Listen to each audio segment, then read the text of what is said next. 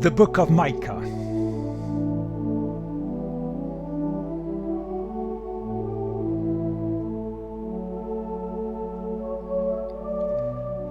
This is the second presentation in the series where we're looking at Micah's message, trying to make sense of the words that Micah spoke so long ago.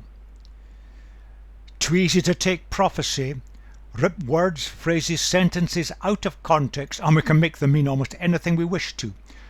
In looking at this book, we've got to ask, when did he speak? Where? To whom?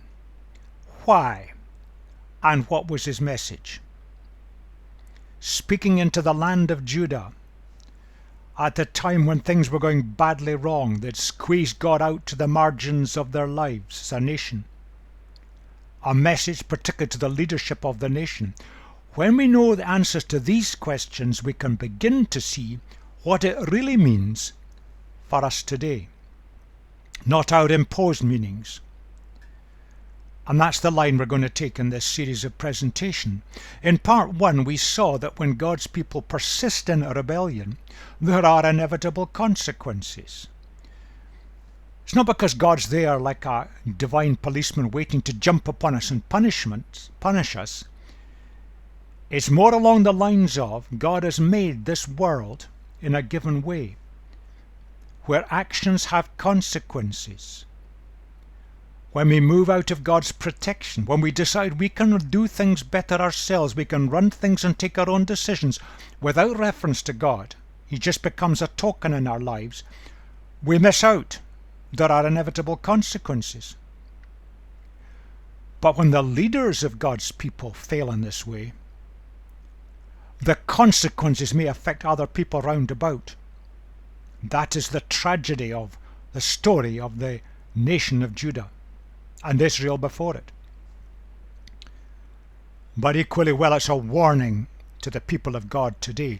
We need to put our house in order, and this is very much focused on the leadership needs to put our house in order, or their house in order. But we're all in it together. Chapter 2 starts by Micah saying this: Woe to those who plan iniquity, to those who plot evil on their beds. At morning's light they carry it out, because it is in their power to do it. They covet fields and seize them, and houses and take them. They defraud people of their homes. They rob them of their inheritance. This is what was going on in the days of Micah, contemporary of Isaiah. Those who were the ruling classes were carrying this out, and they had the power to do it. And the ordinary people couldn't resist, because if they went to court, the judges were bought by the wealthy. And these people were robbed of their inheritance, their land, their only way of being able to feed themselves and their families. They starved, they suffered. That's what was happening in the days of Micah. They just planned evil. We're all powerful. We can run things ourselves for our own benefit.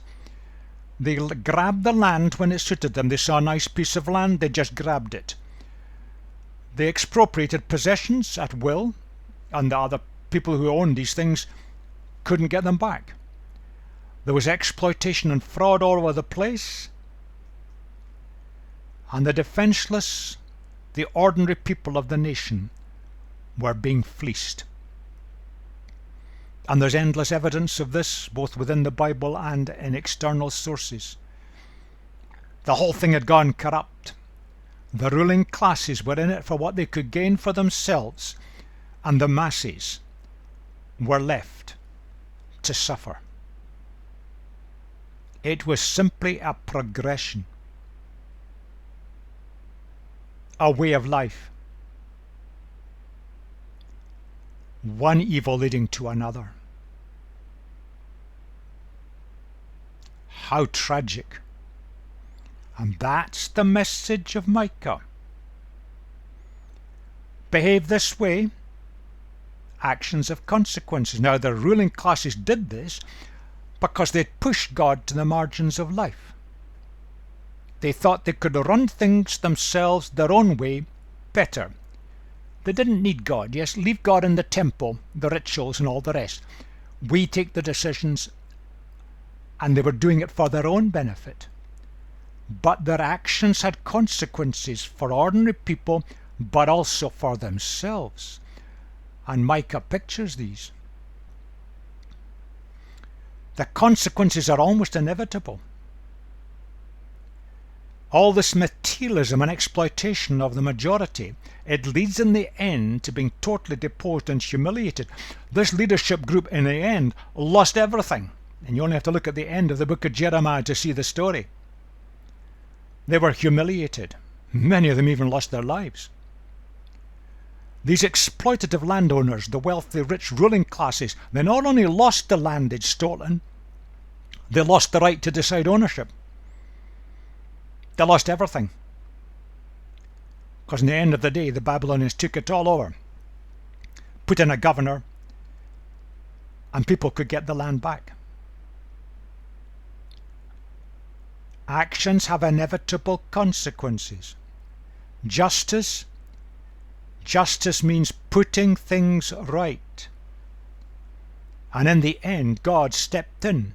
It was very, very painful to put things right because of this rampant evil, because they'd pushed God to the margins of life. That's the ruling classes of the days of Micah and Isaiah, and you can see it again pictured in the book of Jeremiah a bit later. The same thing had gone on.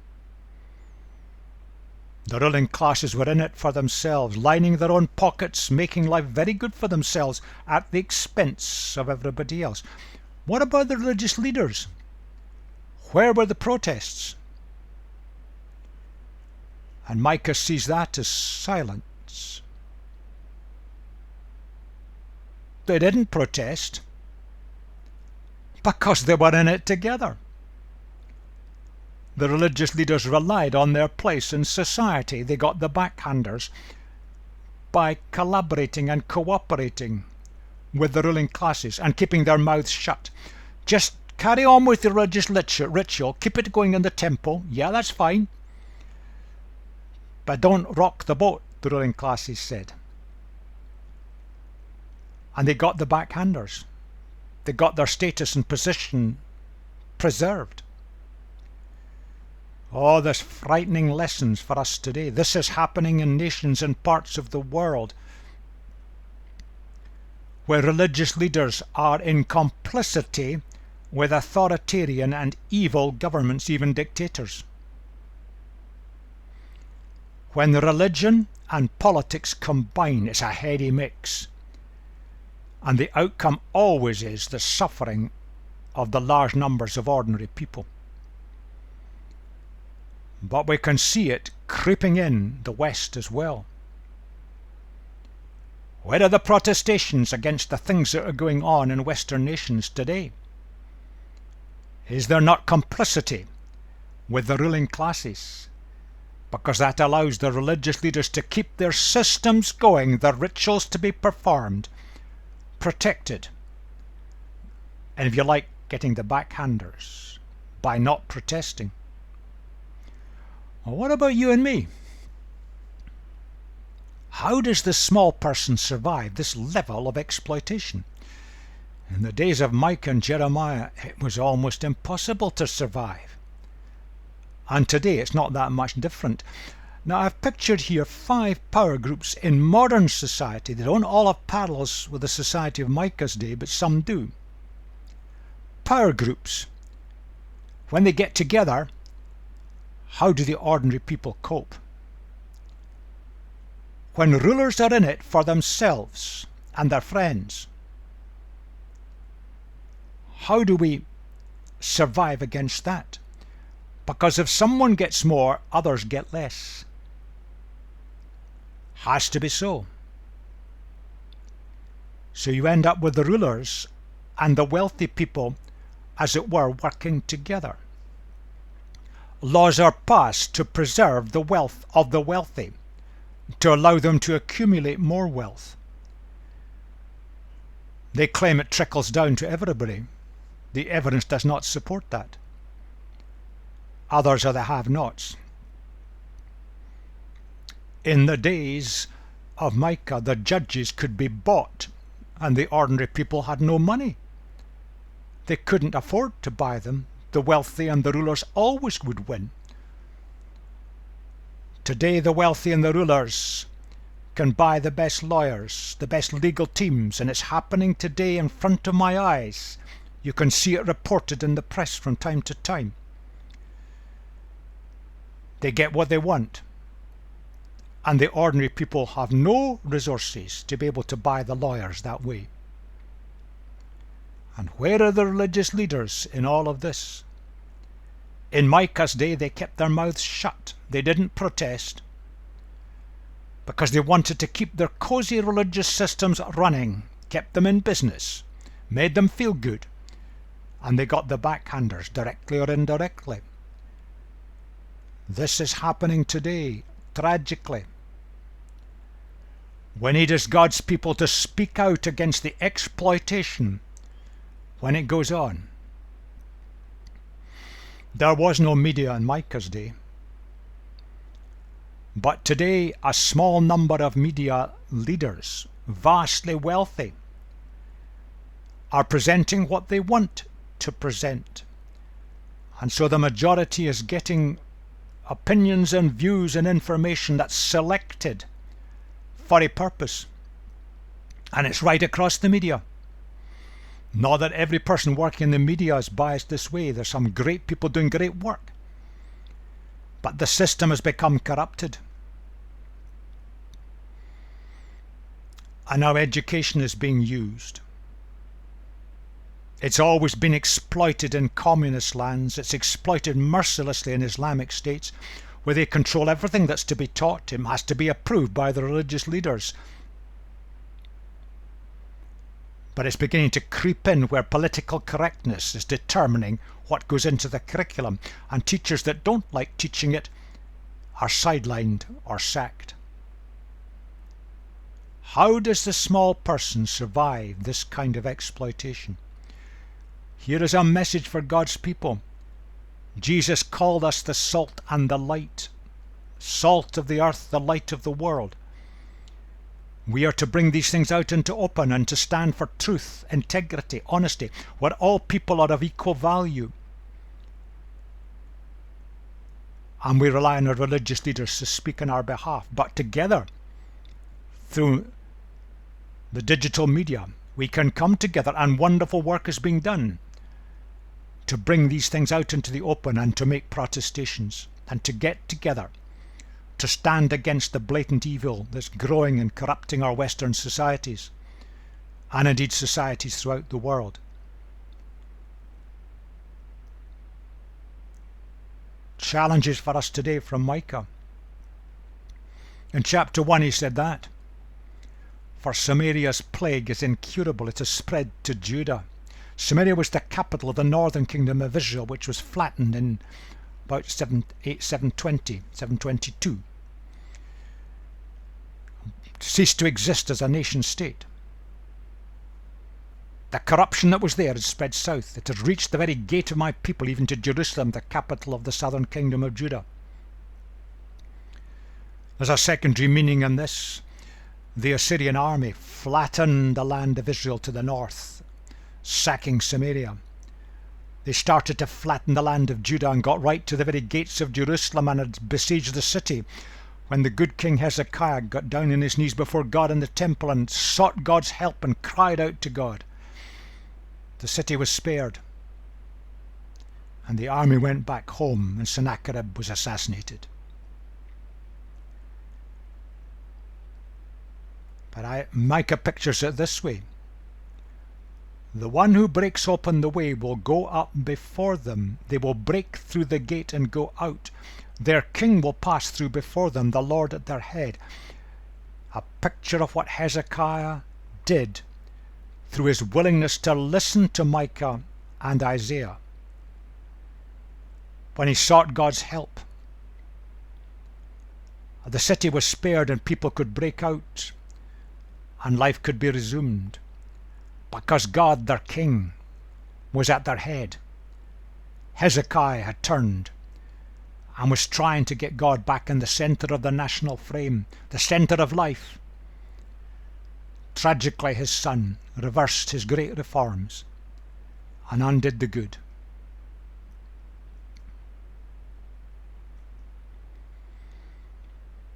We looked at the concept of God's judgment in the first presentation. This is so important. Let me just recap it.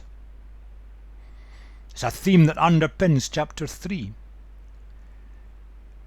The word judgment in English tends to carry with it negative overtones. In the original biblical language, the word is much more positive. God coming to put things right. You could look at it in terms of actions have consequences. You do certain things, there are consequences that are inevitable. It gives you a chance to put things right when you see the consequences and learn from them. But our actions, if we decide we want to push God to the margins of life, we remove ourselves from God's protection. We say, we can run our lives better without you. We don't need you. You stay inside the temple or inside the church and the rituals there. Don't affect ordinary life or political decisions or the ordinary decisions of daily life. And when we lose God's protection, things can go badly wrong. But that's a kind of central idea underpinning the meaning of the word in the original languages. God coming to put things right. In a real sense, that's judgment and justice in our law courts today in the West. Attempts to put things right. But it's a very big idea, and it's positive.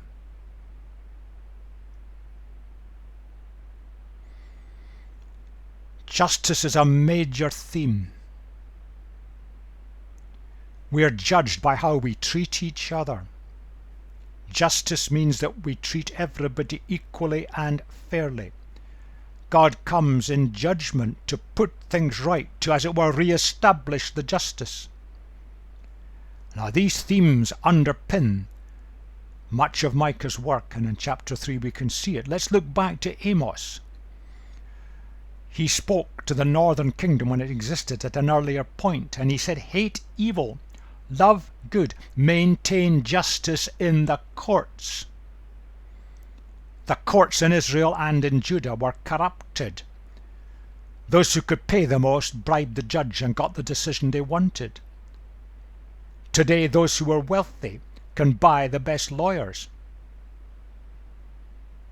Those who have no money maybe don't even have a lawyer at all. Isaiah at the time of Micah, and now he's talking again to the land of Judah in the south, he said, take your evil deeds out of my sight. Stop doing wrong. Learn to do right. Seek justice. And that means defend the oppressed. Take up the cause of the fatherless. Plead the case of the widow. There was no welfare state. If a child lost their parents, they had no means of survival unless other people around about provided for them. When a wife lost her husband and became a widow, she had no means of earning an income at all to survive. She relied on other people. And the whole state, and if you look at the Levitical system in the early books of the Old Testament, we can see how it is structured to provide for the oppressed, to provide for the have-nots, provide for those who are going through difficult times. Seek justice, Isaiah said. This is the measure of the quality of our relationship to God. And later, Jeremiah said, the visions of your prophets were false and worthless. That's your religious leaders. They did not expose your sin to ward off your captivity. The prophecies they gave were false and misleading. The religious leaders, just before the collapse of the kingdom of Judah finally, they were teaching things that were simply wrong. They would not face up to exposing the sin of the leadership class. And written much earlier, whoever shuts their ears to the cry of the poor will also cry out and not be answered.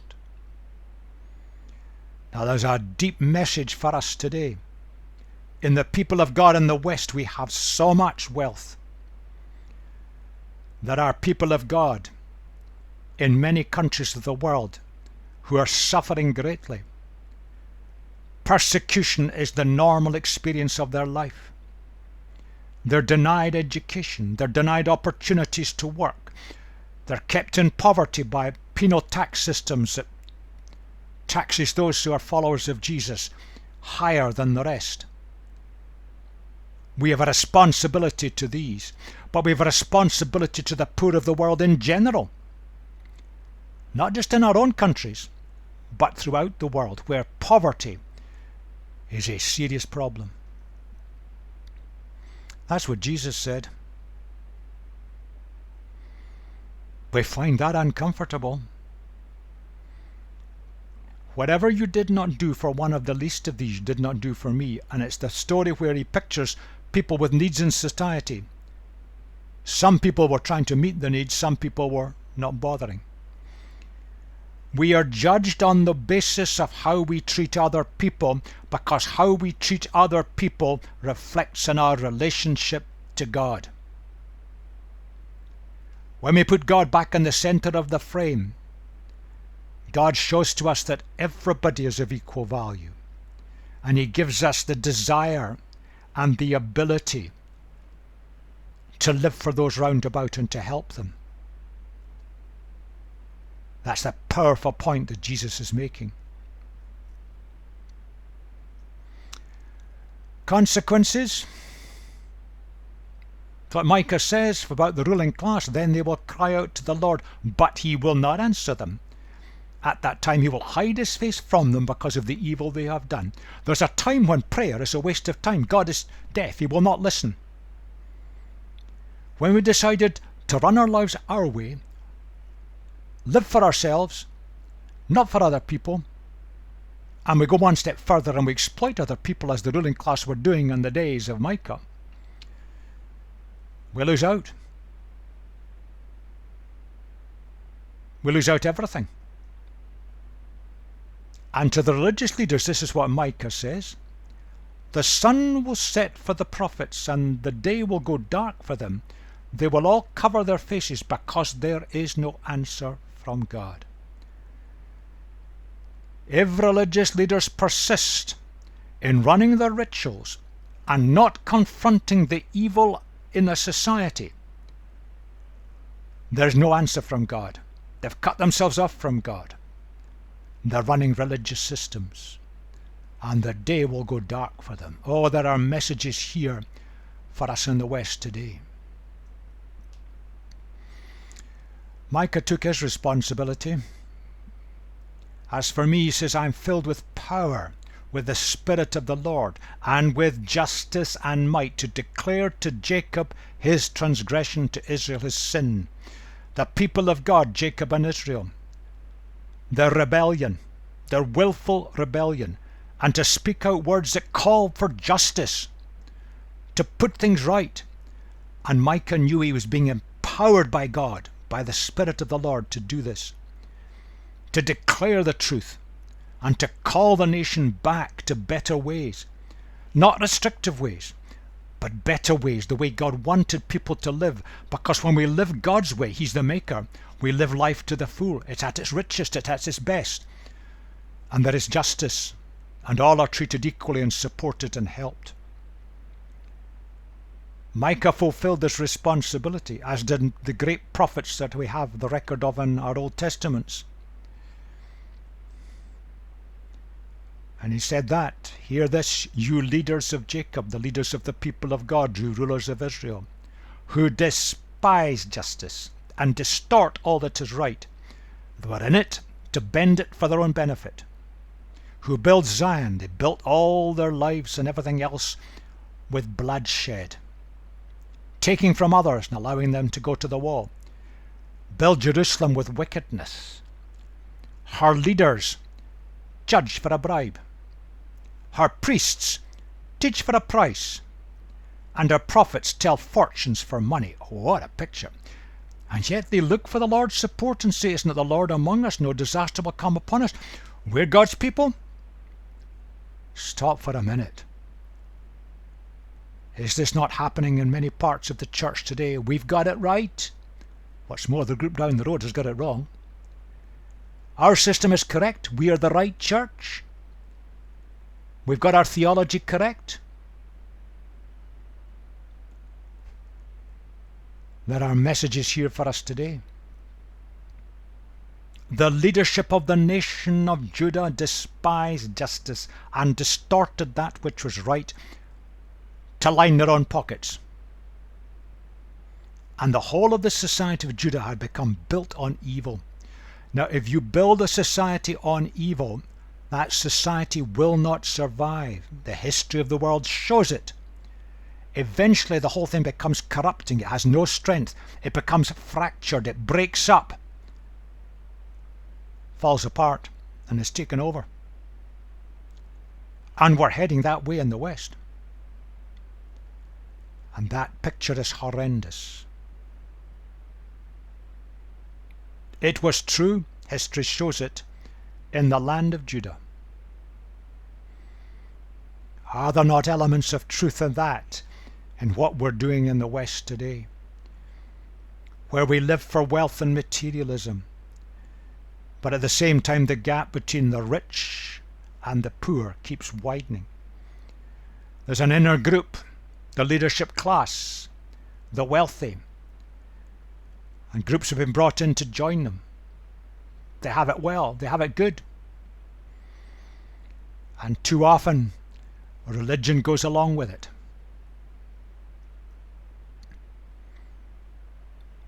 And it's all a world of delusion.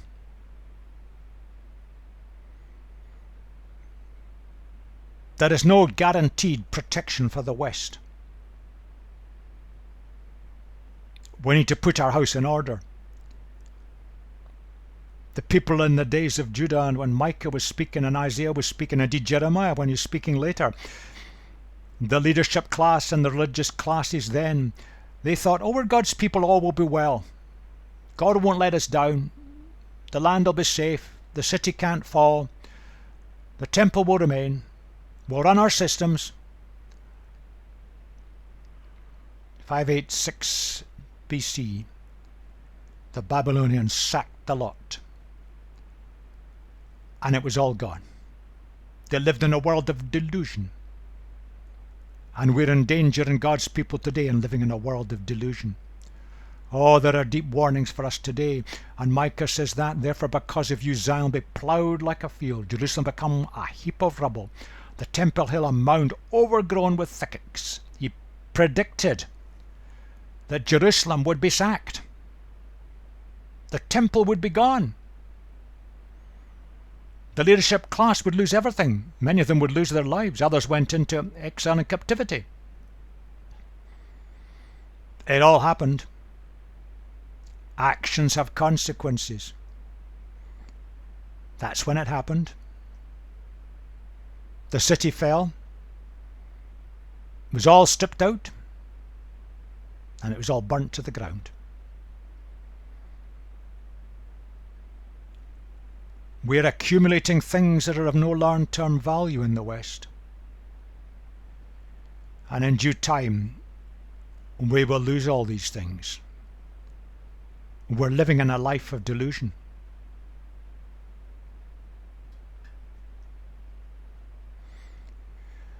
Micah warned all this. King Ahaz ignored it. His son Hezekiah listened. Despite many around him were trying to pull him back, he did listen. But the corruption was too ingrained. His son reversed it. And what Micah predicted happened. Tragically.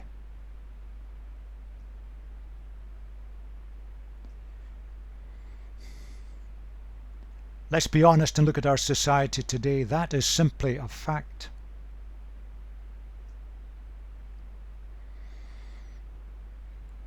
We have ruling classes who've evolved over time.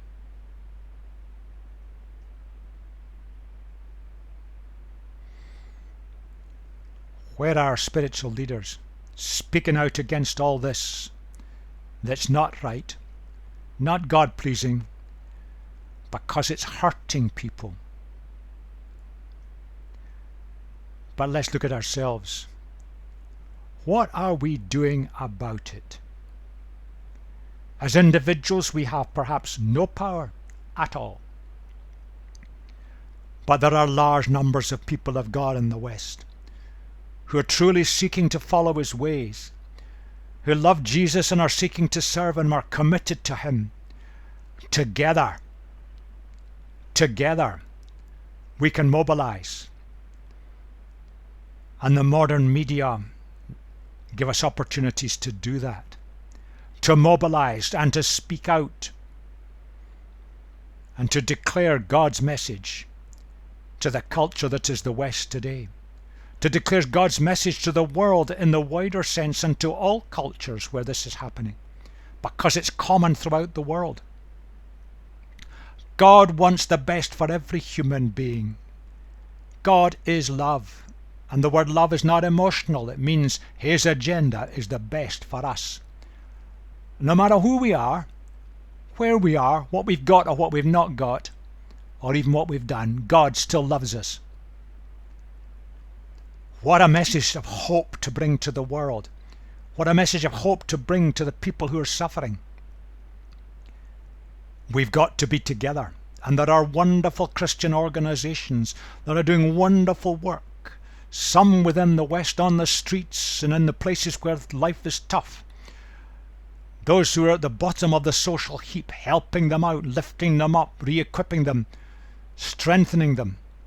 There are wonderful organizations that release money and resources and people into countries in the world today where the people of God are suffering cruelly.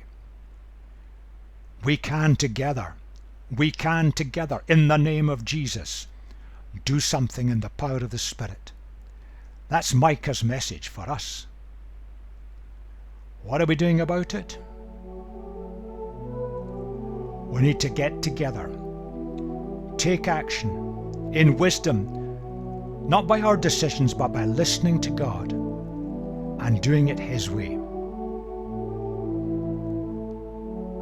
There is a message for us in the prophecy of Micah to stand for justice, truth and integrity, to bless others and bring glory to Jesus.